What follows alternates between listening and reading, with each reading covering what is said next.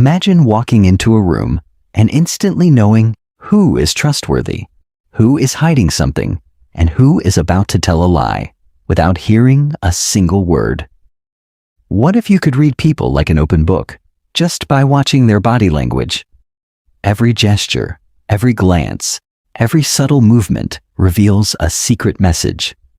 In this book, former FBI counterintelligence agent Joe Navarro reveals the hidden world of nonverbal communication, the silent signals that speak louder than words. Get ready to unlock the power of reading people's bodies and discover the truth behind what they're really saying. Ready? Let's dive into Chapter 1 and start decoding the silent language all around us. Chapter 1. The Silent Language of the Body. Have you ever walked into a room and instantly felt something was off, without anyone saying a word? Maybe you noticed the nervous tapping of someone's foot, a brief tightening around the mouth, or eyes that darted a little too quickly. What you were sensing wasn't paranoia. You were reading the unspoken language we all speak, yet few of us consciously understand: body language. Welcome to the fascinating world of nonverbal intelligence. In this chapter, we're going to uncover how your body speaks volumes, even when your mouth is silent. And you'll learn why, according to former FBI agent Joe Navarro, mastering this hidden language could be your greatest personal and professional asset. 1. The FBI agent who listened with his eyes. Joe Navarro wasn't your typical investigator. As a seasoned FBI counterintelligence officer, his job wasn't just to catch spies, it was to decode them.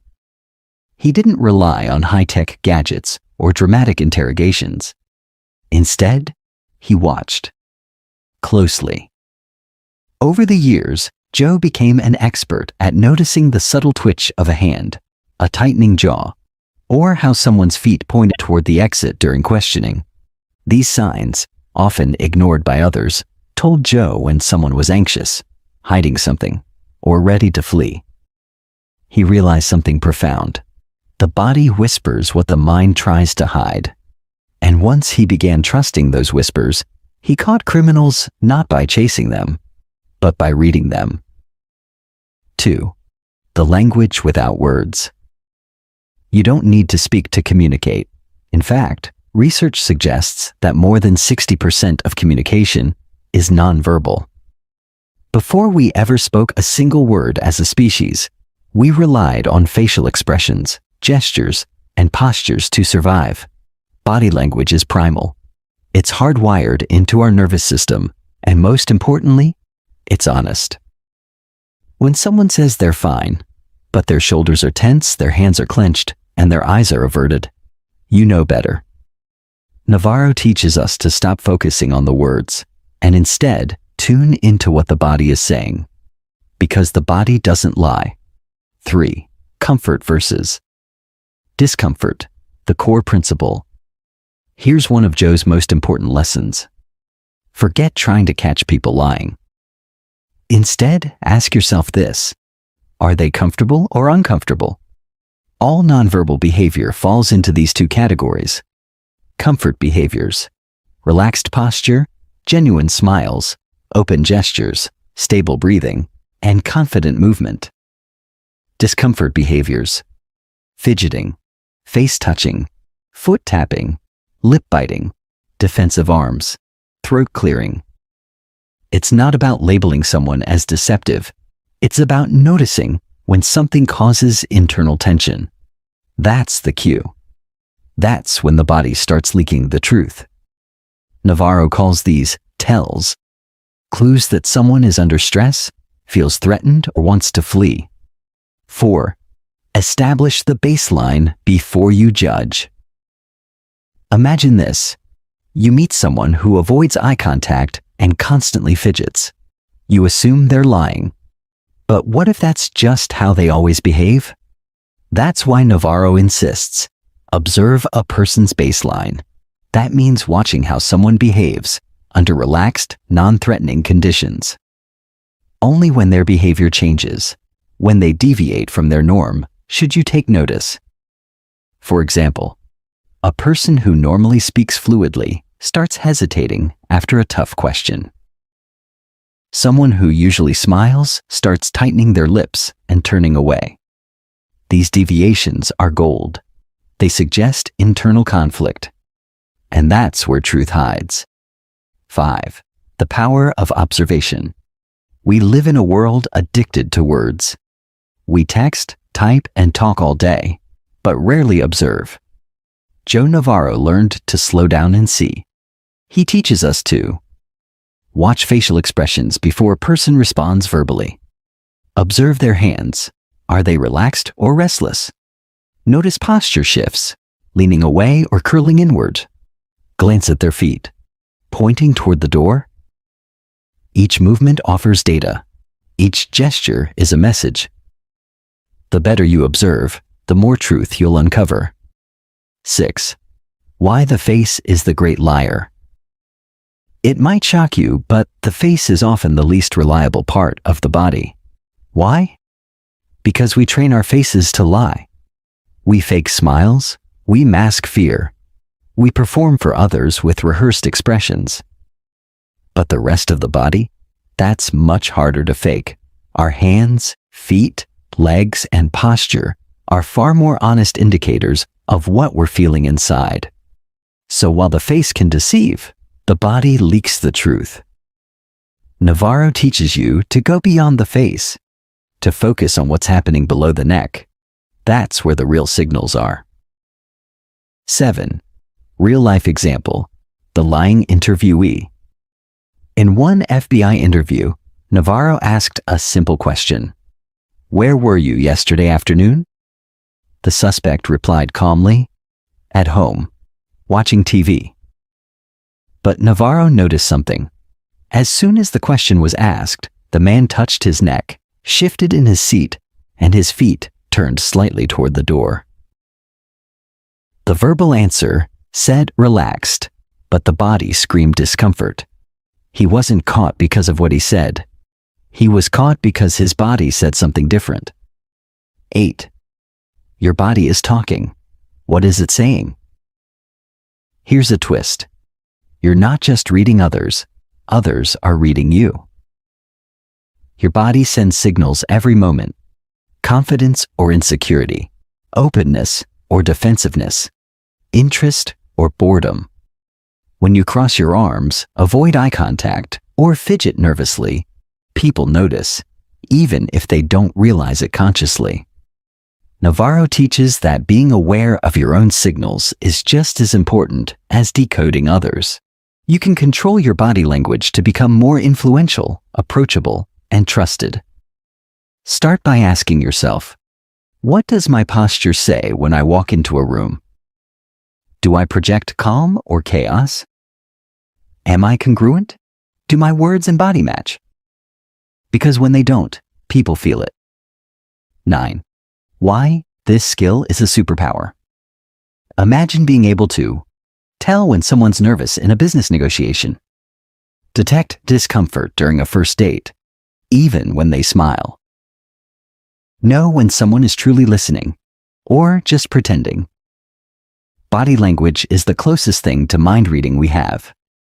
It allows you to sense hidden emotions, detect deception, and connect more deeply with others. And like any language, it can be learned. Navarro's promise is simple. The more fluent you become, the more powerful you'll be in every area of life, from interviews and negotiations to parenting and relationships. 10. Key takeaways from Chapter 1. People may lie with words, but rarely with the body. Learn to observe before you interpret. Comfort versus discomfort is your guiding compass. The face lies, the body leaks. Establish a person's baseline before spotting deception. You can improve your presence by becoming aware of your own body language. You've just opened the door to a hidden world, a world where gestures speak louder than words, and truth leaks out in silence. As you move through this audiobook, your powers of observation will grow, and so will your ability to influence, connect, and protect yourself. In the next chapter, we'll dive into the science behind body language. You'll learn what evolution, psychology, and survival instincts have to say about why we behave the way we do, and how to use that knowledge to become a master communicator. Stay sharp. Stay curious. The body never lies. Chapter 2. Evolution and the origins of body language. Before we can fully understand the language of the body, we need to go back in time, way back, to when humans couldn't speak at all. Imagine living in a tribe thousands of years ago. There are no words, no phones, no emails. Survival depends on two things: what you see and how quickly you respond to it. Someone raises their eyebrows and stiffens? There's danger. Someone lowers their head and shrinks back? They're submissive. Another person spreads their arms and smiles? They're signaling peace. These were our first conversations, spoken entirely through the body. Joe Navarro reminds us that body language is not a modern invention. It's a survival tool, hardwired into our biology. And to truly understand its power today, we must first understand where it came from. 1. Body language is older than words. Long before humans developed speech, we communicated through nonverbal cues. A nod for agreement. A turned back for rejection. Widened eyes for fear. Arms spread wide for a welcoming embrace. Our ancestors had to rely on these signs to avoid danger, identify allies, and show submission or dominance. It was the difference between life and death. In that primal world, words were luxury, but body language was essential. Even today, those ancient instincts remain. When we're scared, our bodies still react as if we're running from predators. When we see someone's hands hidden, we feel uneasy because we can't tell if they're a threat. Navarro explains that most of our body language comes from this deep evolutionary programming. 2. The brain and the body. A two-way street. The brain and body are always in conversation. Your body doesn't just react to emotions, it expresses them. When you feel fear, your body instinctively does several things. Your eyes widen to scan for danger. Your body leans back or freezes. Your arms cross to protect your core. You may touch your face, neck, or throat. None of these behaviors are random. They're survival reflexes. And Navarro emphasizes that they're not consciously controlled. They're automatic. That's what makes body language so powerful. You can train your face to smile, but when you're truly afraid, your feet will shift, your hands will fidget, and your breathing will change. And you won't even know it. Understanding these subconscious reactions allows you to detect what's really going on in others, and sometimes within yourself. 3. Why the limbic system rules nonverbal behavior. Deep inside your brain is a primitive structure called the limbic system. It's often referred to as the emotional brain, and it's responsible for your most basic reactions: fight, flight, freeze, flock, bonding with others. This system reacts faster than your thinking brain. If someone throws a punch, you duck before you think. That's the limbic system in action. Joe Navarro points out that body language is a limbic response. It's honest, immediate, and very hard to fake. That's why someone might say, "I'm not nervous," while their hands tremble and their voice shakes. Their thinking brain is trying to lie, but their emotional brain, the limbic system, is telling the truth. This understanding is crucial. If you want to read others accurately, pay attention to their limbic responses. 4. From cavemen to corporations, body language hasn't changed much. Despite our modern lives filled with skyscrapers, social media, and self-driving cars, our bodies are still living in the past. Here's what Navarro teaches us. A clenched jaw in the boardroom means the same thing it did in a prehistoric campfire: stress or threat. Someone leaning away from you at a dinner table is still showing discomfort, just as they would have back in a cave. A sudden blink or gulp during negotiation often signals uncertainty or anxiety. Our clothing, language, and cultures may have evolved, but our nonverbal communication hasn't changed much at all. And that's your advantage. If you can interpret these ancient signals, you can read people in any environment, from a classroom to a courtroom, from a coffee shop to a corporate pitch. 5. The hierarchy of the human body. Navarro introduces an important idea. Not all parts of the body are equally honest. Here's a quick hierarchy of reliability from most honest to most deceptive. Feet and legs. Extremely honest. Most people don't think to control them. Torso and posture. Honest indicators of comfort, anxiety, and attention. Hands and arms. Honest unless consciously manipulated. Face most deceptive. Easily trained and controlled. This is why Joe says, the feet are the most honest part of the body. Think about it. When someone's feet point toward the exit, they want to leave. Crossed legs may signal comfort or protection, depending on direction and context. If someone's upper body is smiling, but their legs are tense, you're seeing mixed signals. 6. Evolution explains discomfort behaviors. Let's say someone touches their neck when you ask them a direct question.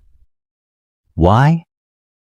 According to Navarro, this is a pacifying behavior, a self-soothing action that reduces stress. It's a modern version of grooming, a behavior seen in primates when they're nervous. Why does this matter? Because it tells you what the person is feeling emotionally, even if their words deny it. Other common pacifiers include rubbing the forehead, stroking the neck, wrapped arms around the torso, playing with jewelry or watches, excessive swallowing or throat clearing. These are not signs of lying. They are signs of psychological discomfort, and that's what you're really trying to read. 7. Children are the best example. Want to see raw, unfiltered body language? Watch a child. If a child is scared, they'll hide behind a parent, cry, cover their face, or run. They don't hide how they feel. Their bodies reflect their emotions perfectly. As adults, we're taught to suppress these reactions, but we don't unlearn them. We just disguise them. Navarro teaches that most adult body language is a muted version of what we did as kids. We may not run from a meeting, but we shift away in our chairs. We don't cry in front of others, but we touch our eyes or rub our temples. We don't scream in frustration, but we clench our jaws or crack our knuckles. Learn to look for these adult versions of childhood behaviors, and you'll gain insight most people miss. 8. Practical application, observation exercise. Joe Navarro encourages readers to practice awareness every day. Try this exercise. Go to a public place, a cafe, park, or mall. Sit quietly and observe people's body language.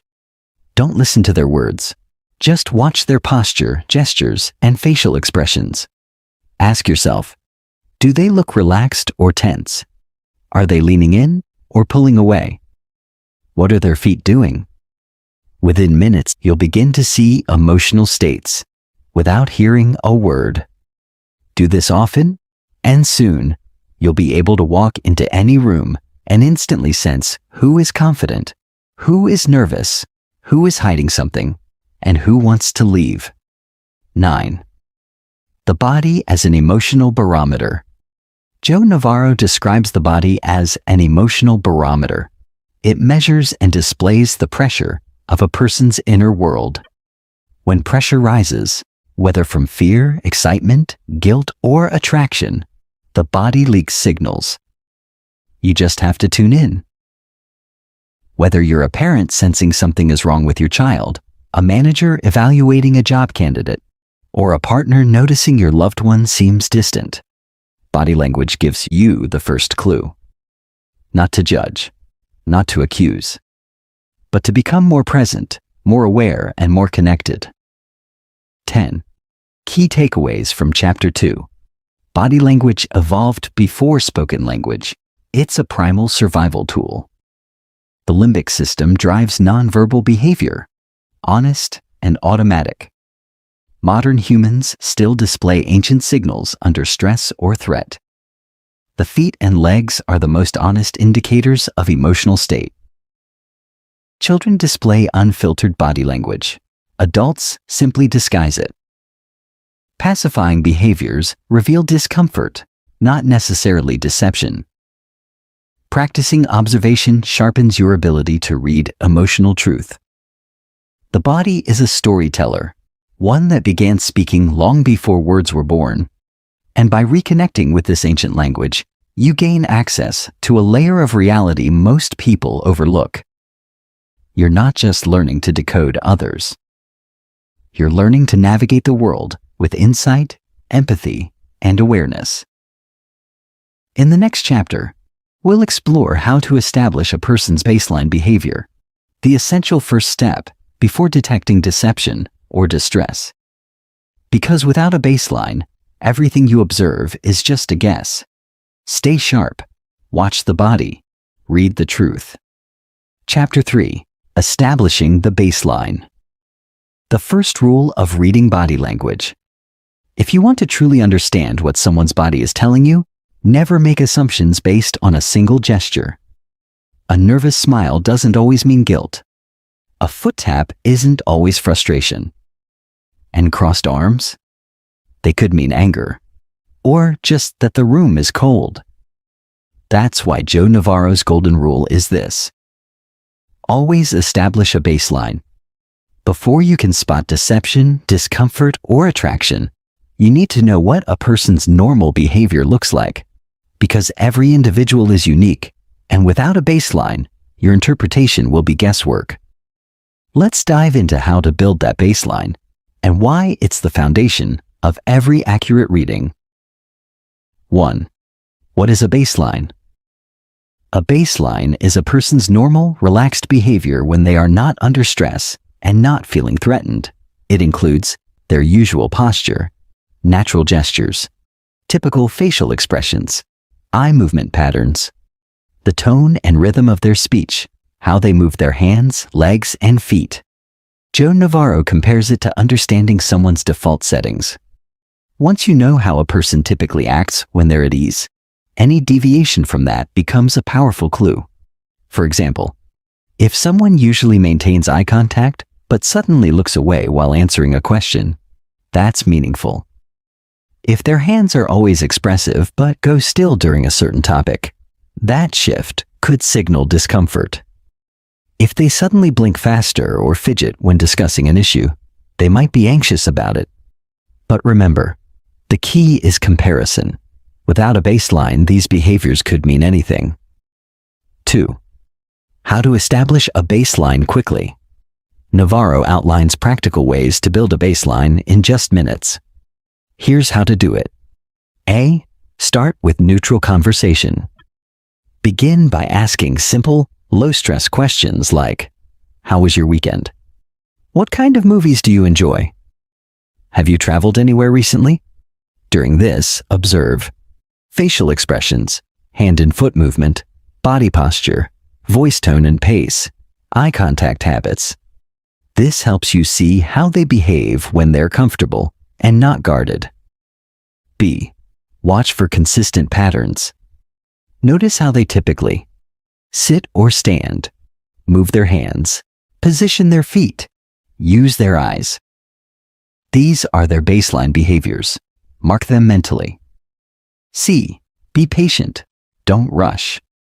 Navarro reminds us that accuracy in reading body language depends on observation, not assumptions. Even law enforcement officers take time to build baselines before interrogating suspects. You should do the same in any conversation. 3. Context is everything. Let's say someone folds their arms. Does that mean they're angry? Maybe, but maybe not. Ask, are they cold? Are they tired? Is everyone else doing the same thing? Joe emphasizes the importance of context. Behavior only becomes meaningful when placed in the right situation. For instance, a woman might fidget at a job interview, not because she's dishonest, but because she's nervous. A man might avoid eye contact during a negotiation, not because he's lying, but because he's shy or respectful. When in doubt, look for changes from their baseline, clusters of behaviors, not isolated gestures, timing. Did the behavior happen immediately after a specific question or moment? Context baseline clarity. 4. Deviation is the clue. Once a person's baseline is set, you're ready to look for deviations.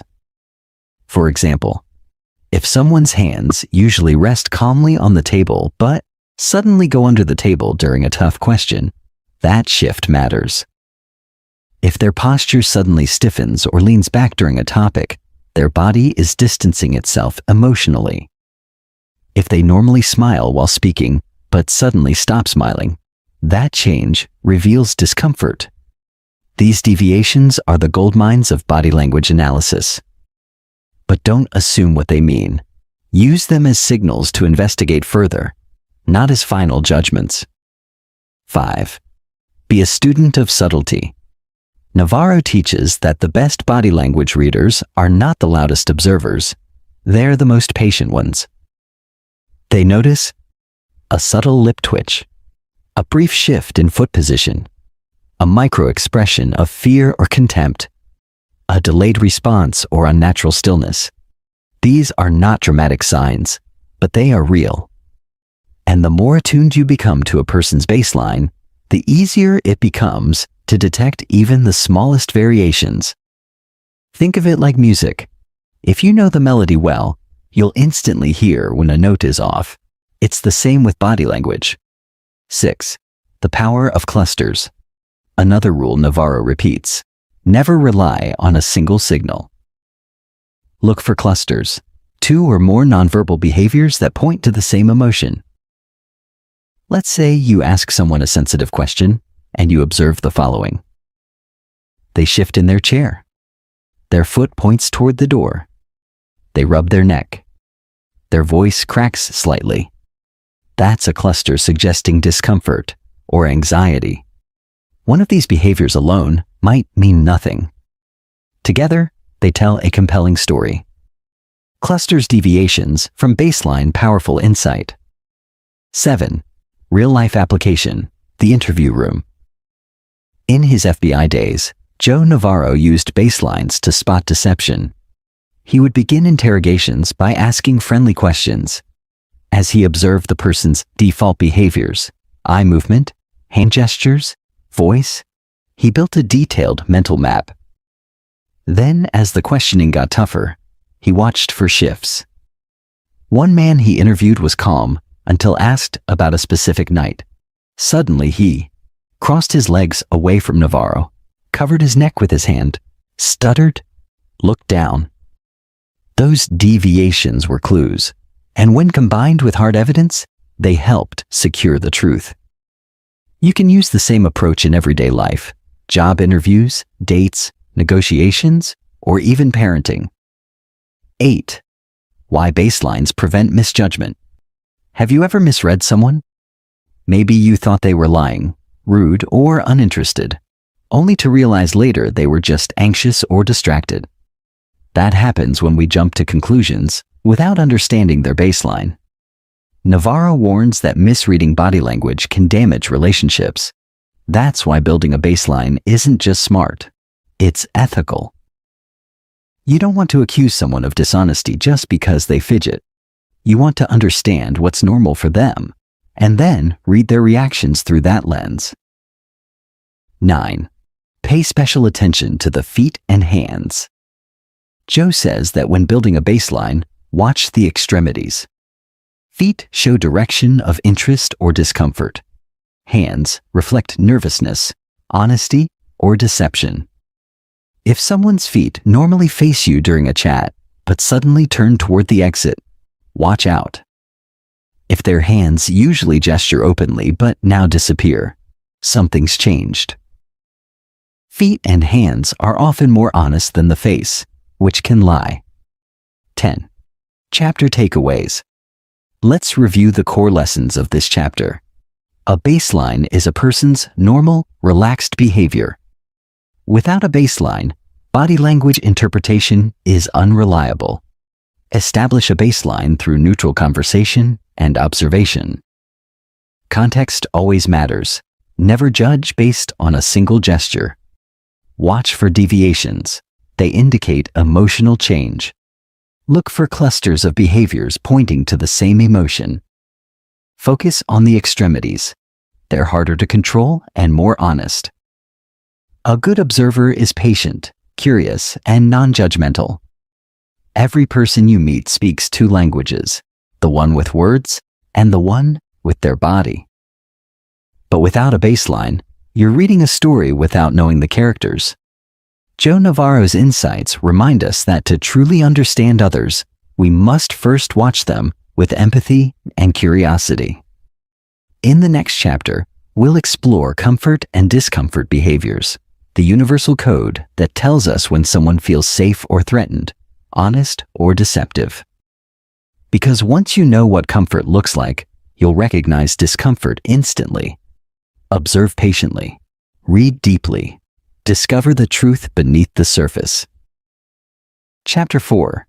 The Comfort, Discomfort Paradigm. Your body can't lie. What if there was a simple key to understanding all body language? A framework so universal that it could help you decode people's thoughts, even if they said nothing at all? Joe Navarro calls it the Comfort, Discomfort Paradigm. At its core, this principle is simple. The body is always asking, am I comfortable or am I not? Everything we do, every movement we make, is a response to our emotional environment. We lean in when we feel safe. We create distance when we don't. We show our necks when we're relaxed. We block them when we're anxious. Understanding this basic truth changes everything. 1. Why comfort and discomfort matter most. Forget trying to decode every gesture in isolation. Instead, ask, does this behavior show comfort or discomfort? This binary lens removes the confusion. It gives you a powerful filter to view every nonverbal cue with clarity. For instance, smiling, open palms, relaxed feet. Comfort, neck touching, lip biting, hiding hands. Discomfort. It doesn't mean someone is lying if they're uncomfortable, but it does mean something important is happening. Your job is to notice it, and then explore the context. 2. Comfort behaviors, signs of safety and trust. When people feel comfortable, their bodies naturally expand rather than shrink. Expose vulnerable areas like the neck and stomach. Lean in rather than away. Gesture openly, not rigidly. Here are some common comfort behaviors. A. Relaxed posture. Shoulders down, arms loose, torso open. There's no physical need to protect themselves. B. Head tilts. A tilted head signals trust and curiosity. It exposes the neck, one of the body's most vulnerable areas. C. Genuine smiles. Not just lip movement. True smiles involve the eyes. The Duchenne smile, which crinkles the outer eye muscles, is a mark of real comfort and joy. D. Open hand gestures. Palms up or open hands suggest honesty, cooperation, and peace. E. Feet. Pointing toward you. When someone's feet face you directly, it's a strong indicator of attention and comfort. 3. Discomfort behaviors. Red flags of stress and threat. Discomfort triggers the brain's ancient survival mechanisms. We don't need to think about it. Our body instinctively protects us by blocking, concealing, distancing, compressing. Here are key signs of discomfort. A. Neck touching or covering. This is one of the most reliable distress cues. Both men and women instinctively protect their necks when anxious or threatened. Navarro observed countless suspects in FBI interviews, touching their necks during moments of high stress. Even hardened criminals. B. Lip compression. When lips press tightly together, it's a subconscious way of keeping words or emotions inside. It often signals frustration, anxiety, or withheld information. C. Face touching or rubbing the eyes. These pacifying behaviors are the brain's way of trying to self-soothe. When someone rubs their eyes, scratches their face, or touches their nose, it's rarely random. It often follows a tough question or awkward moment. D. Feet shifting or pointing toward the exit. Feet don't lie. If someone's upper body faces you, but their feet point elsewhere, they may want to leave or end the interaction. E. Crossed arms or leg barriers. While not always negative, crossed limbs can signal a defensive or self-soothing state, especially when paired with other signs.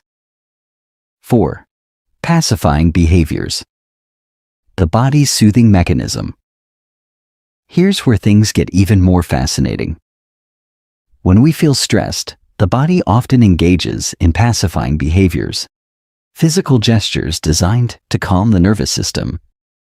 These include rubbing the neck or collarbone, stroking hair or playing with jewelry, exhaling with puffed cheeks, rubbing the thighs with open hands, adjusting sleeves, watches, or collars. Joe Navarro notes that the frequency and intensity of these behaviors can indicate the level of stress someone is experiencing. The more frequent the self-soothing gestures, the greater the discomfort. 5. The science behind it. This isn't guesswork, it's neuroscience. Our bodies react to stress through the limbic system, the oldest part of the brain responsible for survival. When danger, real or emotional, is detected, the limbic brain takes over. Heart rate increases, muscles tense, movements change. Self-soothing kicks in automatically. The beauty of this? Limbic responses are honest.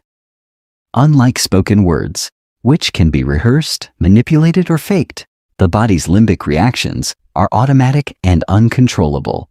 Navarro emphasizes, the limbic brain doesn't lie. 6.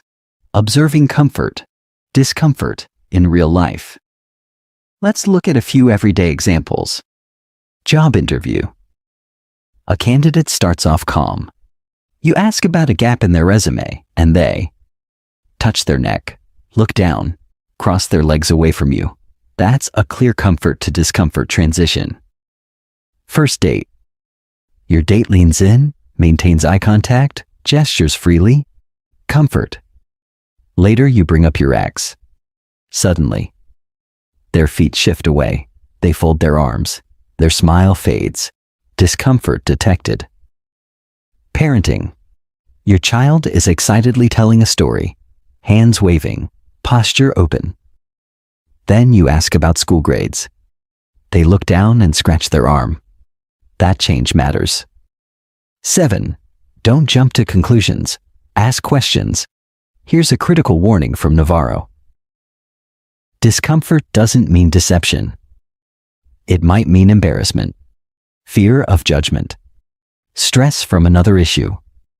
That's why reading body language isn't about accusing. It's about noticing, then gently exploring. If you see signs of discomfort, ask, is everything okay? Did I say something that bothered you? You look like something's on your mind. Want to talk about it? This creates a safe space and gives the person a chance to explain. 8. Using comforts, discomfort to guide communication. The most powerful communicators in the world, FBI agents, therapists, negotiators, watch for shifts in comfort. They adjust their approach based on what they observe. If someone shows discomfort, they slow down or change the topic. If they see comfort, they keep going or go deeper. You can do the same. Whether you're leading a team, having a difficult conversation, or navigating a sales pitch, The comfort/discomfort paradigm is your compass. Watch the signs. Follow the comfort. 9. 3. Golden rules of this chapter. Let's simplify everything you've learned into 3 powerful truths. The body reveals comfort or discomfort, always. Pacifying behaviors signal emotional distress. Discomfort doesn't equal deception, but it demands attention. 10. Chapter takeaways. Here's a final recap of the key lessons from the chapter. Every gesture reveals either comfort or discomfort. Comfort means openness, safety, and honesty. Discomfort means tension, stress, or withdrawal. Pacifiers, like neck touching or lip biting, are the body's way of self-soothing.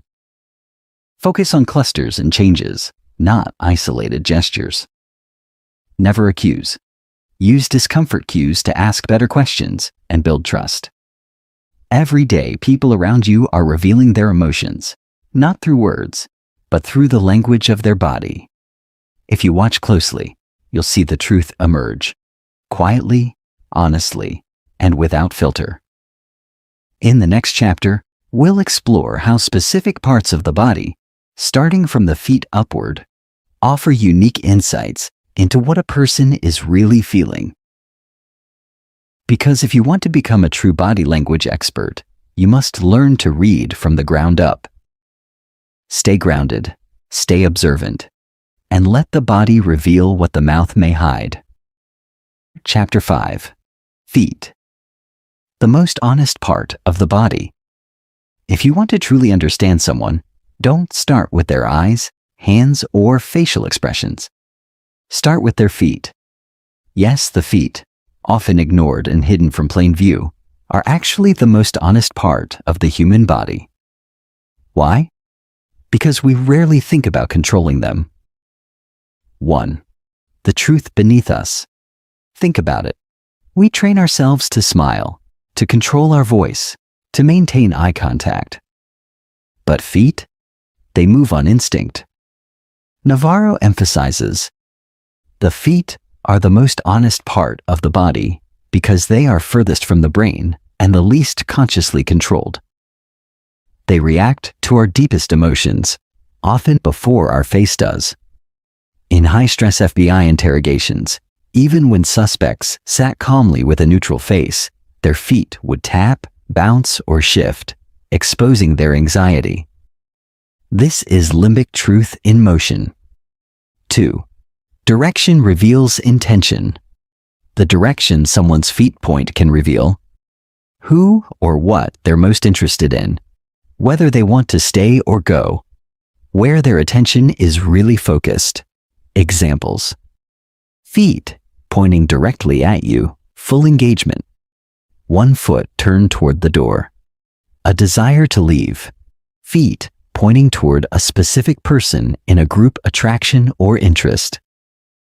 This is especially powerful in group settings or social situations. Watch the feet, and you'll spot hidden connections and secret intentions. 3. The happy feet phenomenon. Navarro coined a term that's both funny and fascinating. Happy feet. When someone is excited or pleased, their feet often bounce or jiggle slightly. It's a subconscious celebration, an emotional energy leak. You'll see this in job interviews when someone gets a question right, children about to open presents, adults receiving great news over the phone. Even elite poker players reveal joy through small foot movements before they catch themselves. Remember, the face lies, the feet don't. 4. Defensive feet behavior. Just as feet can express excitement, they also signal discomfort. Watch for these signs of emotional defense or withdrawal. A. Feet pulling back under the chair. This is a retreat posture, literally trying to hide or reduce physical presence. B. Legs crossed tightly. Crossed at the ankles or tightly over one another, often with feet tucked back. This signals nervousness or a need for self-protection. C. Feet pointed away from you. Even if the upper body is facing you, feet angled away can signal boredom, disinterest, a desire to disengage. 5. Feet during deception and stress. In high-stakes situations, negotiations, arguments, interrogations, feet offer reliable emotional tells. Here's what to watch for. Shifting weight from foot to foot, stress or uncertainty. Bouncing feet, suddenly stopping.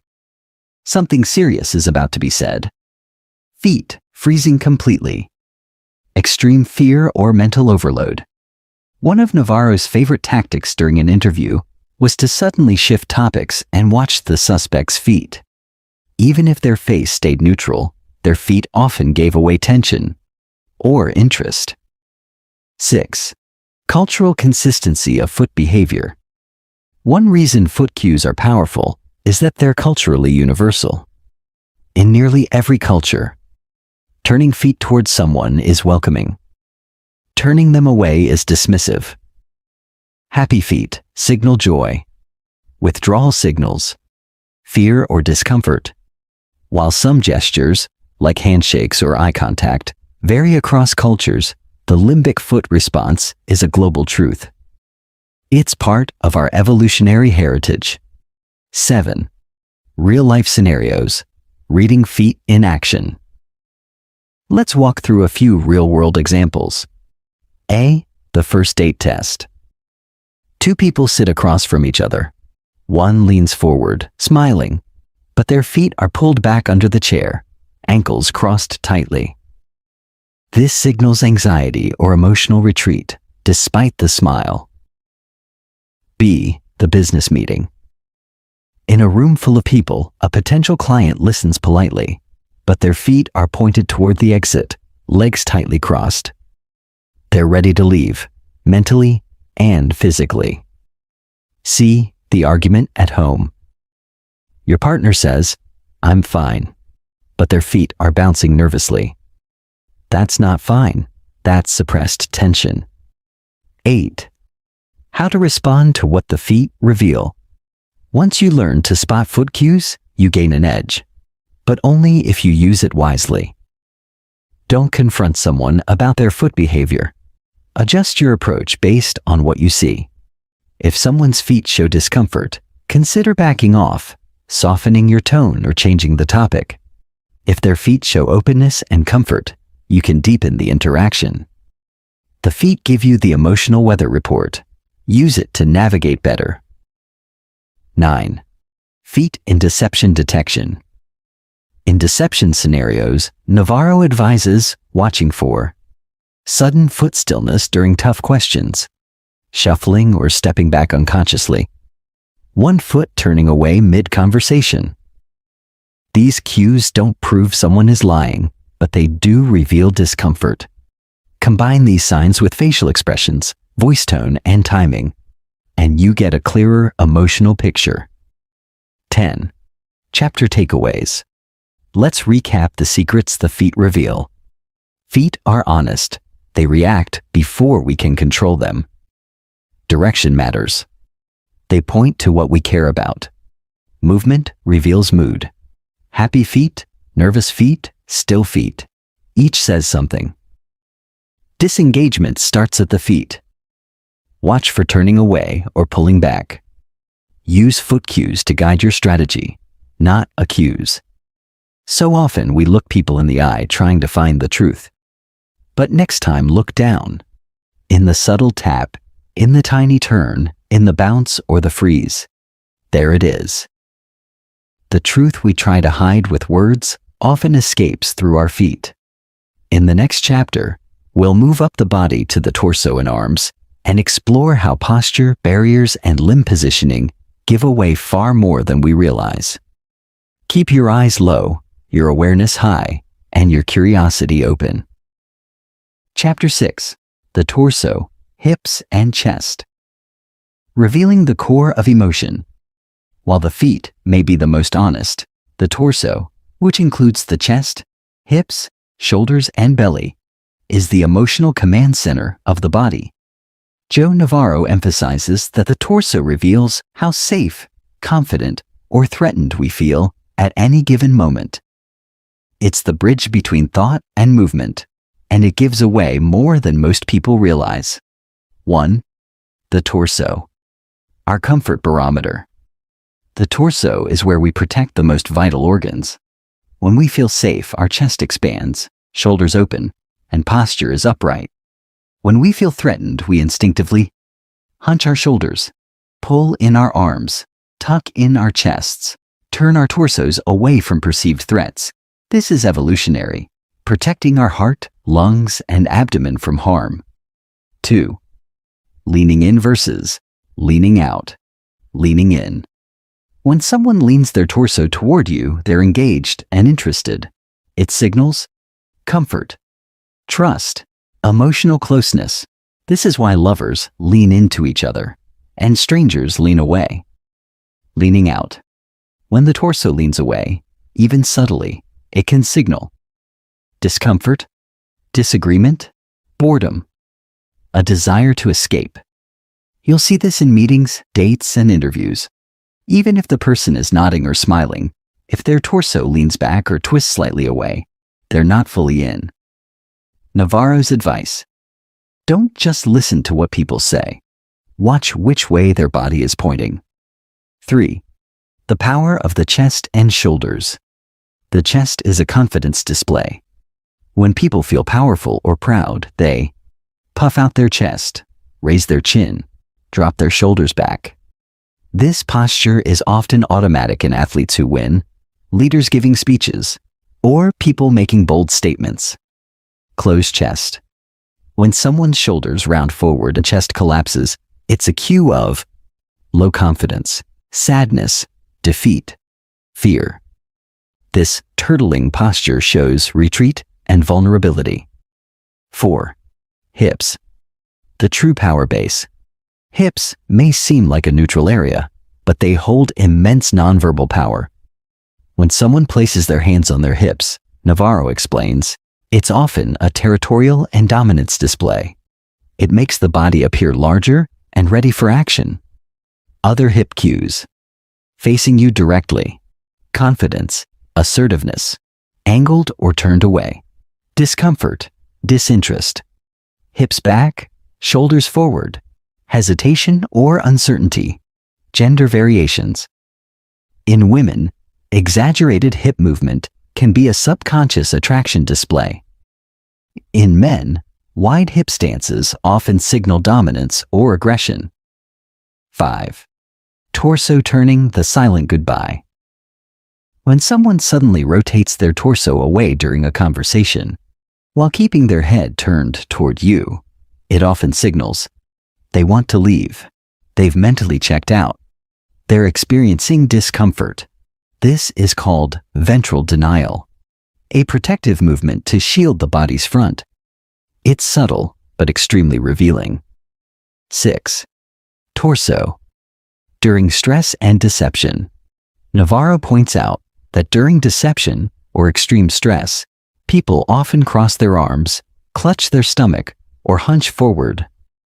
These are self-comforting behaviors, protective shields. Other signs. Arms pulled tightly to sides, insecurity or tension. Covering the torso with objects, like a briefcase or pillow. A form of creating distance. Rapid shifts in torso position, discomfort, mental conflict. Even trained liars have difficulty masking their core discomfort when they feel exposed. 7. Personal space and torso orientation. Torso direction is one of the clearest signs of true interest. If someone's torso is directly facing you, especially with their chest open, it means they're emotionally present, they're engaged. They see you as the primary focus. If they face slightly away, it may indicate split attention or social formality. This plays out in romantic relationships too. Couples who consistently face each other during conversations report higher emotional intimacy. 8. Real-life torso observations. A. The fake smile, real disengagement. A coworker smiles and laughs, but their torso subtly angles away from you. You sense something's off, and you're right. The torso doesn't lie. B. The parent's shield. When a child is scared, they often hide behind a parent, placing the parent's torso between themselves and the perceived threat. Instinctive shielding. C. The confident entry. Someone walks into a room, upright, shoulders back, chest forward. Before they even speak, the posture commands respect. 9. How to use torso cues in your favor. Navarro doesn't just teach you to read others. He also teaches how to use body language to project confidence and build trust. Here's how. Keep your torso open when speaking. No crossed arms or clutching items. Face people directly to signal full engagement. Mirror their posture slightly to create subconscious rapport. Be aware of sudden shifts in your own body orientation. They often reveal your true emotions. Self-awareness is just as important as observation. 10. Chapter takeaways. Let's summarize the powerful lessons of the torso. The torso is the body's truth zone. It protects, opens, and reveals. Torso direction tells you who or what someone is truly focused on. Chest posture indicates confidence or submission. Shoulder behavior reflects stress or relaxation. Hips and core orientation signal engagement or avoidance. Movement away or turning is often the prelude to emotional or physical withdrawal. The torso doesn't just carry the body, it carries the truth. From subtle shifts to bold postures, this central region is a window into someone's comfort, confidence, and commitment. By paying attention to how people sit, stand, lean, and turn, you begin to decode what they truly feel beneath the surface. In the next chapter, we'll move into the arms and hands, the tools of expression, protection, and sometimes deception. Hands, as you'll soon discover, speak volumes, and when they go missing from view, the truth often does too. Chapter 7. The arms and hands. The true messengers of emotion. The arms and hands are some of the most expressive and most telling parts of the human body. They are the original tools of communication, even before language evolved. Joe Navarro emphasizes this. When it comes to body language, what we do with our hands often speaks louder than words. In moments of joy, fear, deception, and discomfort, our arms and hands act almost involuntarily. And by learning to read them, you gain a powerful insight into what people are truly feeling, even when they say otherwise. 1. The hands, evolution's emotional amplifier. Hands were critical to our ancestors' survival.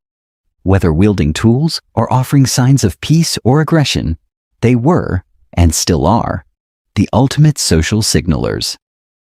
Even today, in every culture, a handshake, a wave, or a pointing finger sends a clear and immediate message.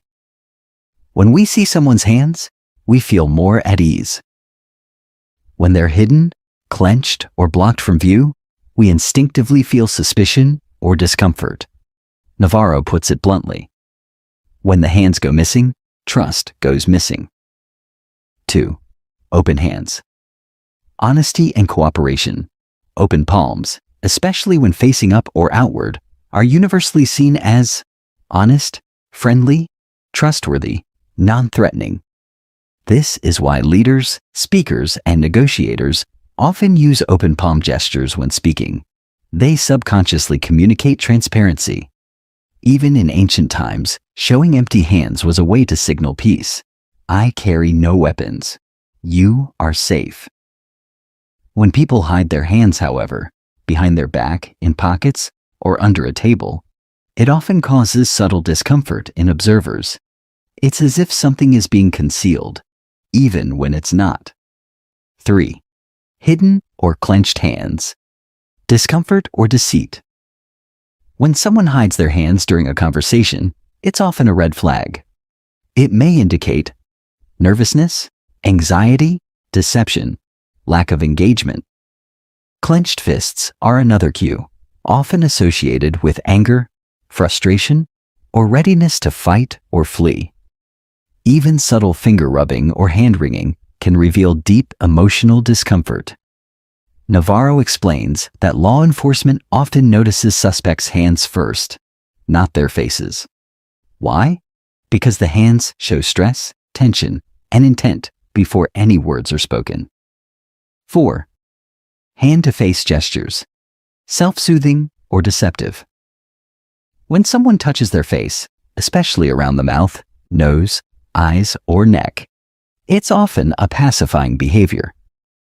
Examples include rubbing the back of the neck, touching the lips, covering the mouth, stroking the chin. These are subconscious attempts to calm down, regulate stress, or hide emotion. In children, these gestures are overt, like thumb sucking. In adults, they're more subtle, but the intent remains the same.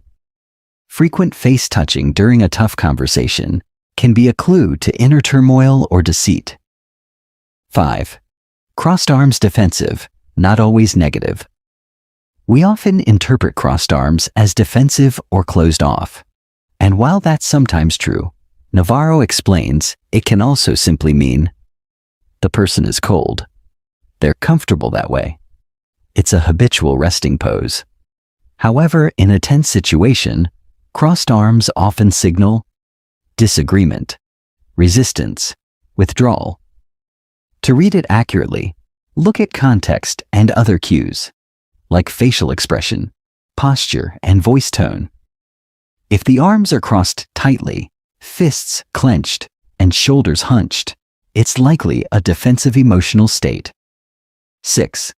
Arm spread and expansiveness, confidence. When someone spreads their arms, uses wide gestures, or places their arms on the back of a chair or table, they're showing comfort, dominance, or relaxed control. Leaders and confident individuals naturally take up more space. Conversely, arms pulled in tightly to the body often indicate insecurity, anxiety, a desire to not be noticed. One of Navarro's key insights: the more space people occupy with their arms, the more confident they feel. 7. Touch and connection. Touching others with the hands, on the shoulder, back, or arm can signal affection, support, authority, dominance. The intensity, duration, and location of the touch determine its meaning. For example, a gentle touch on the arm, empathy or connection. A firm grip on the shoulder, dominance or control. A quick pat, acknowledgement or formality. Touch is powerful, but easily misinterpreted. Always read the situation and relationship. 8. Fidgeting, repeated gestures, and anxiety. Rapid hand movement, finger tapping, nail biting, or twisting jewelry. These are displacement behaviors. They indicate that the mind is under pressure. These movements act as stress relief. In job interviews or interrogations, Navarro observes that even confident speakers will unconsciously fidget when they're unsure or lying. While fidgeting doesn't always mean deception, it always means something is off balance internally. 9. Hand gestures in speech. Enhancing or distracting. People who gesture naturally while speaking tend to seem more expressive, be viewed as more trustworthy, help listeners understand better. But excessive or erratic hand movements can become distracting. Navarro advises, watch not just if people gesture, but how they gesture. Controlled symmetrical gestures suggest confidence. Wild, disorganized ones can signal anxiety or a lack of clarity. 10. Real-life hand signals. A. The clasped hands in front pose. Someone standing with hands clasped over the groin area often signals submissiveness or nervousness. You'll see this when people are out of their element. B. The finger steeple. Fingertips touching with palms apart. This steeple gesture is a powerful signal of confidence and authority. You'll notice it with CEOs, lawyers, and politicians who are sure of themselves. C. The hand conceal. If someone places an object, like a coffee cup, purse, or book, between you and their body, it's a subtle attempt to create distance or shield themselves emotionally. 11. How to use hands to build trust. Navarro teaches that by being aware of your own hand movements, you can instantly appear more trustworthy and confident. Try this. Keep hands visible when speaking. Use open palm gestures. Avoid touching your face when answering tough questions. Mirror others' hand gestures subtly to build connection. Use deliberate, calm movements to signal control. Your hands are constantly broadcasting your internal state. The key is to let them speak truthfully and clearly. 12. Chapter Summary. The language of the hands. Let's wrap up the vital lessons of this chapter. Visible hands. Comfort, trust, openness. Hidden hands, discomfort or potential deception. Crossed arms. Possible defensiveness. Check context. Open arms and gestures. Confidence and engagement. Self-touching stress or self-soothing. Fidgeting anxiety or mental conflict. Touching others, connection or dominance depending on context. The hands are emotional amplifiers. They don't lie. They reflect what the mouth may try to hide. You now understand the deeper messages of the arms and hands. These are not just physical appendages. They're emotional transmitters. In every gesture, every fidget, every clasp or spread, the body is telling a story. Your job is to see it. And in the next chapter, we turn to one of the most subtle yet powerful parts of the body, the face. It's where deception is attempted, but also where micro-expressions reveal the truth in milliseconds. Chapter 8. The face. The mask that sometimes slips. If the body whispers truth, then the face often shouts lies, and occasionally lets the truth escape in flashes. Joe Navarro reminds us, the face is where people most often attempt to control their emotions, especially when they want to hide what they're feeling. It's the least reliable source of truth when judged alone. But here's the twist. While the face is the most manipulated part of the body, it's also where micro-expressions, tension leaks, and subtle giveaways live.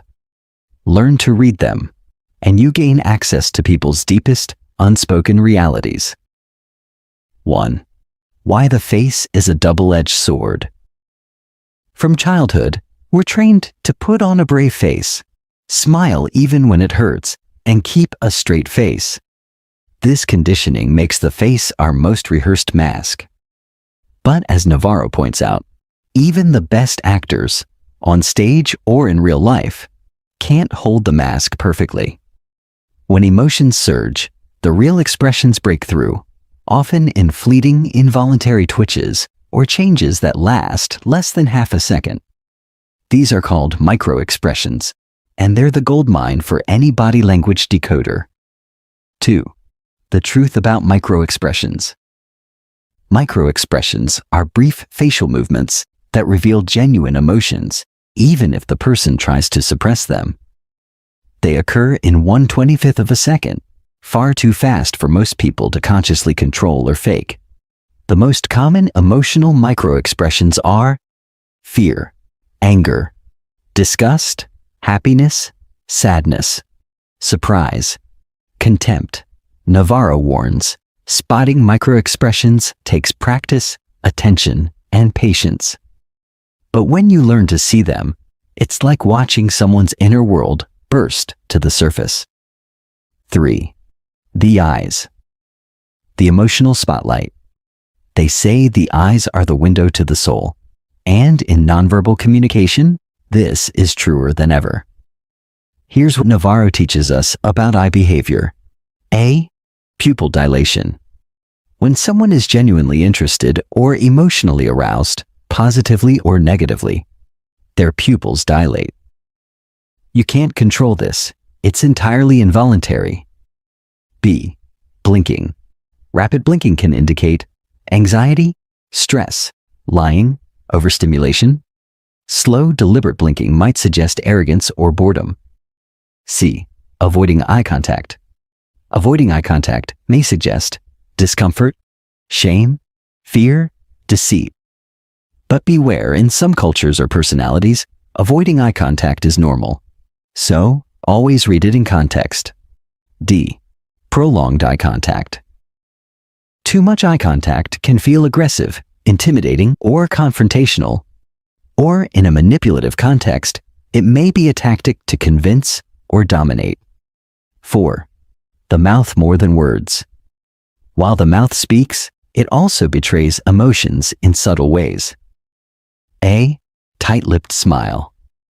A smile with lips sealed tightly suggests restraint, inauthenticity, concealed emotions. It's common when people are pretending to be happy, but aren't. B. Corner of the lips pulled down. This is a universal indicator of sadness or distress, even when no words are spoken. C. Smiling with the eyes. Duchenne smile. A genuine smile involves the orbicularis oculi muscles around the eyes, causing crow's feet and a sparkle. Fake smiles use only the mouth. Navarro emphasizes, learn to tell the difference between a polite smile and a real one. It's a key to reading sincerity. 5. Nose, nostrils, and flared expressions. The nose and nostrils also speak volumes, especially in expressions of disgust, anger, or intense focus. Flared nostrils may indicate readiness to act, frustration, intense effort, sexual arousal. Quick nose touching can be a pacifying behavior, especially during stressful conversations. It's also a common deception cue. 6. The jaw and chin. Where anger and tension hide. Jaw clenching is a classic sign of suppressed anger, frustration, intense control, defeat, fear. Grinding teeth or tightening the chin are usually efforts to keep it together emotionally. When someone suddenly clenches their jaw during a conversation, Navarro urges us to pause and reassess what triggered that tension. 7. Asymmetry. When one side tells a different story. Genuine emotions are usually symmetrical, the same expression on both sides of the face. When only one side moves, like a smirk or lopsided smile, it may suggest contempt, sarcasm, false emotion. A smirk, especially one-sided, is often a red flag in high-stakes situations like interrogations or negotiations. 8. Facial touching, stress and self-soothing. Just like the hands, the face is where people often perform pacifying behaviors under pressure. Examples: rubbing the forehead, stroking the cheek, touching the temple, covering the mouth briefly, pinching the bridge of the nose. These actions are signs of mental fatigue, decision stress, or emotional conflict. In business or interrogation contexts, a sudden increase in face touching often means cognitive dissonance. Their words and thoughts are clashing. 9. Eyebrows arcs of emotion. Eyebrows can be surprisingly expressive and honest. Raised eyebrows, surprise, interest, or mild alarm. Lowered and drawn together, anger, frustration, or intense concentration. One brow raised, skepticism, disbelief, or curiosity. Watch the eyebrows in reaction to a question or statement. They often betray the initial emotion before the person regains composure. 10. Facial tension. The deception thermometer. When people lie or hide emotion, they often struggle to maintain a neutral face. The tension builds. In the temples, around the eyes, along the jawline. This isn't always easy to spot, but with practice, you'll notice when someone's relaxed expression is actually a mask under strain. One trick Navarro recommends: look for what's missing. A story told without matching facial emotions often signals incongruence. 11. Putting it together. Reading the face holistically. Never analyze one facial cue in isolation. Instead, ask, what was said? What just happened? What is the person doing with their eyes, mouth, and brows simultaneously? Does their facial expression match their words? If the smile is wide, but the eyes are flat, you may be looking at politeness, not happiness. If the person says, "I'm fine," but clenches their jaw and touches their face, they're likely far from fine. 12 Chapter Summary. The Face and Its Many Stories. Let's review the critical insights from this chapter. The face is the most controlled, yet sometimes the least reliable part of the body. Microexpressions are emotional slip-ups, brief but revealing. Eyes reveal stress, interest, deception, and intent. Smiles must involve the eyes to be genuine. Jaw and facial tension often reveal concealed emotions. One-sided facial expressions can signal contempt or falsehood. Facial touching stress and self-soothing. Eyebrows are dynamic indicators of emotional state. Master the face, and you begin to see what's hidden behind every conversation. The face is where people work hardest to hide their feelings, but it's also where truth leaks out. Now you've learned to see beyond the rehearsed smile or forced calm. You've begun to read what others desperately try to keep inside. In the next chapter, we'll explore a part of the body most often ignored, but equally rich in signals: the voice and the verbal gaps, the language of tone, timing, and what's not said. Chapter 9. The Voice, Verbal Gaps, and Incongruence. We've studied gestures, facial expressions, and posture. But what about tone, rhythm, and what people don't say? While Navarro's primary focus is nonverbal, he emphasizes the importance of paralanguage, the how of speech, rather than the what. It's not just the words that matter. It's how they're said, when they're said, and what is left unsaid. These elements create a symphony of clues that reveal sincerity, anxiety, or deception. 1. The sound of truth versus the sound of lies. Joe Navarro explains, truth usually flows. It comes out smoothly, without hesitation or overthinking. But when someone lies or hides something, their voice often hesitates, rises unnaturally in pitch, slows down or speeds up awkwardly, becomes less confident, uses filler words, you know. These are incongruencies, a mismatch between what the person is saying and how they're saying it. 2. Incongruence, the red flag of deception. Incongruence is one of Navarro's key tools for detecting lies. It happens when the verbal message and nonverbal behavior don't align. A person says yes, but shakes their head no. They claim they're calm, but look stressed. They say they're confident while their voice trembles. When words and body disagree, believe the body, because the body reacts faster and more honestly than the mind can lie. 3. Speech pauses and delays. When someone pauses before answering a basic question, they may be creating a lie, evaluating your reaction, avoiding the truth, buying time. Example, question: did you take the money? Answer, no. Why would I?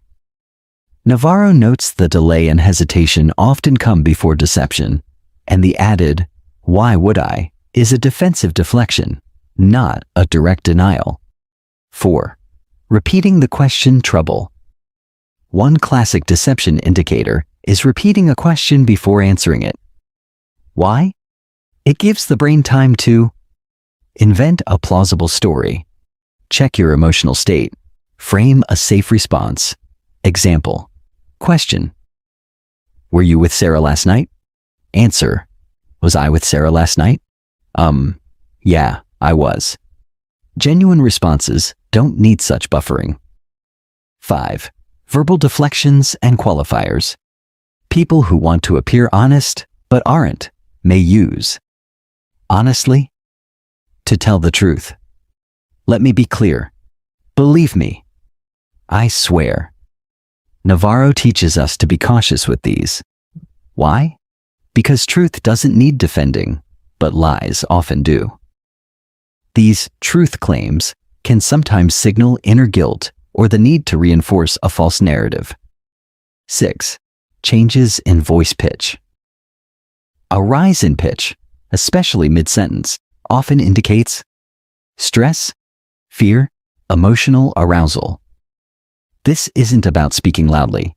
It's about that slight, subtle shift in tone that suggests strain.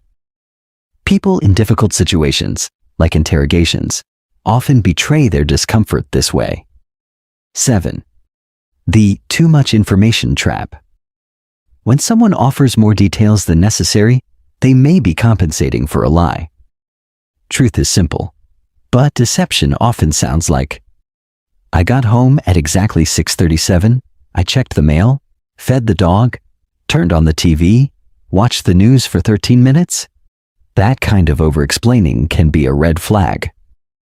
8. The silence speaks. Sometimes the most powerful cues come from what's not said. Navarro highlights the importance of strategic silence. After asking a hard question, let the silence sit.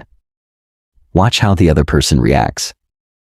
People uncomfortable with silence may talk too much, reveal unintended truths, contradict themselves, display nervous body language.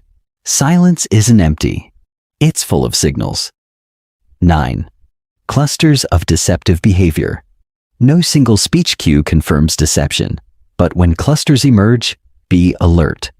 For example, delayed answer, repetition of question, elevated pitch, too much detail, defensive language. Together they paint a clearer picture of emotional conflict or dishonesty. 10. Matching the voice to the body. Navarro emphasizes the importance of congruence.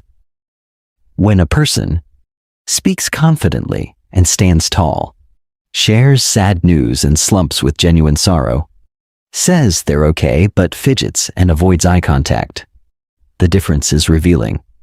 Always analyze the voice with the body. When they match, the message is likely authentic. When they don't, dig deeper. 11. Real-life example, the job interview. Imagine a candidate says, I work great under pressure. But their voice quivers, has uneven pitch, comes with forced laughter, eyes dart and shoulders tighten. Do you trust the words? Or do you believe the nonverbal tension and verbal inconsistencies? As Navarro teaches, trust your instincts and the signs. 12. Chapter summary. The voice behind the mask. Here's what we've learned. Tone, pace, pauses, and silence are powerful nonverbal clues. Incongruence between words and body often reveals hidden truths.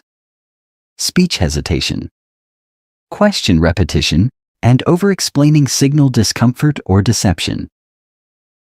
Strategic silence can expose stress or manipulation. Always match verbal and nonverbal cues for the most accurate read. In conversation, listen with your ears and see with your eyes. Our words shape meaning, but our tone, rhythm, and timing reveal emotion. And when those don't align with the body, the truth becomes visible. In our final chapter, we'll bring everything together, building your complete skill set for nonverbal mastery in the real world. Chapter 10. Becoming a body language master in real life. After exploring the many facets of nonverbal communication, from microexpressions to posture, from gestures to voice cues, you are now equipped with a powerful toolset to understand people better, sometimes even before they speak a word. But mastery comes not just from knowledge, but from consistent practice, keen observation, and thoughtful reflection. 1. Building awareness in everyday life. Joe Navarro reminds us that becoming a body language expert isn't about memorizing every single gesture in a book. It's about cultivating awareness, training yourself to notice what others typically do in everyday situations, and spotting when something changes.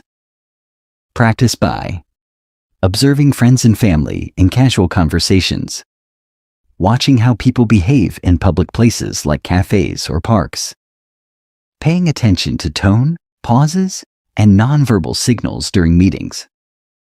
The key is to watch for baseline behavior, what is normal for that person, and then notice deviations that may signal something deeper. 2. Start small, stay patient. You don't have to become an expert overnight. Start with simple signs such as eye contact patterns, hand gestures when telling a story, how someone reacts when asked a sensitive question. Over time, these observations become intuitive. 3. Practice empathy, not judgment. Nonverbal signals tell you what someone feels or thinks, but they don't label a person as good or bad. Use this knowledge to build empathy and better communication, not to jump to conclusions or accuse. For example, a nervous gesture may reveal anxiety, not guilt. Crossed arms might mean discomfort, not hostility. Reading body language helps you understand people, not just judge them. 4. Use your skills to improve communication. Once you recognize nonverbal cues, you can adjust your own body language to appear more open and trustworthy. Detect when someone feels uneasy or disengaged. Respond with empathy to calm tense situations.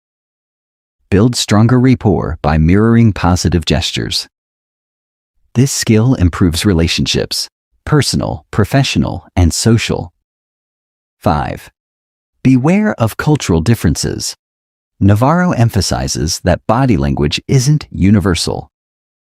Gestures, eye contact norms, and personal space vary by culture. When interacting with people from different backgrounds, be cautious about assumptions. Learn cultural norms and adjust your interpretations accordingly. 6. Don't overinterpret single gestures.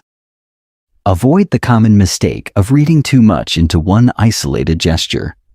One twitch, one scratch, or one yawn doesn't tell the full story. Look for clusters, multiple signals that together reveal true feelings or intentions. 7. Develop your intuition. As you observe and analyze body language, you'll develop an intuitive sense, an inner radar for authenticity and deception. Trust this intuition, but always verify with more evidence. 8. Practical exercises. Navarro recommends these exercises to hone your skills. Observation challenge. Watch a conversation without sound. Try to guess the mood or topic from body language alone. Mirror practice. Practice your own gestures in front of a mirror to become aware of what you project. Video analysis. Watch interviews or movies and pause to analyze gestures and expressions. Journaling. Write down your observations and reflections to track progress. 9. Applying nonverbal skills in tough situations. In negotiations, interviews, or conflict, body language can be your secret weapon. Detect when the other party is uncertain or defensive. Use open body language to build trust. Spot signs of dishonesty or discomfort early. These skills give you an edge in reading people honestly and reacting appropriately. 10. Ethical use of body language knowledge. With great power comes great responsibility. Navarro stresses using these insights ethically, never to manipulate, deceive, or invade privacy. Instead, use your understanding to foster honest, respectful communication. 11. Final thoughts. A life-changing skill. Mastering body language transforms how you see the world and connect with others. It reveals the hidden emotions beneath words, the true intentions behind smiles, and the unspoken stories in every gesture.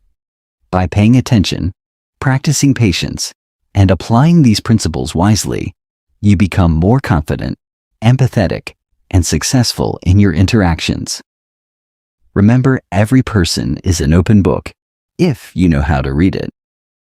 Keep observing, keep learning, and most importantly, keep connecting. Because understanding what everybody is saying is truly understanding the heart of human communication. Thank you for listening to this audiobook summary of What Everybody is Saying by Joe Navarro.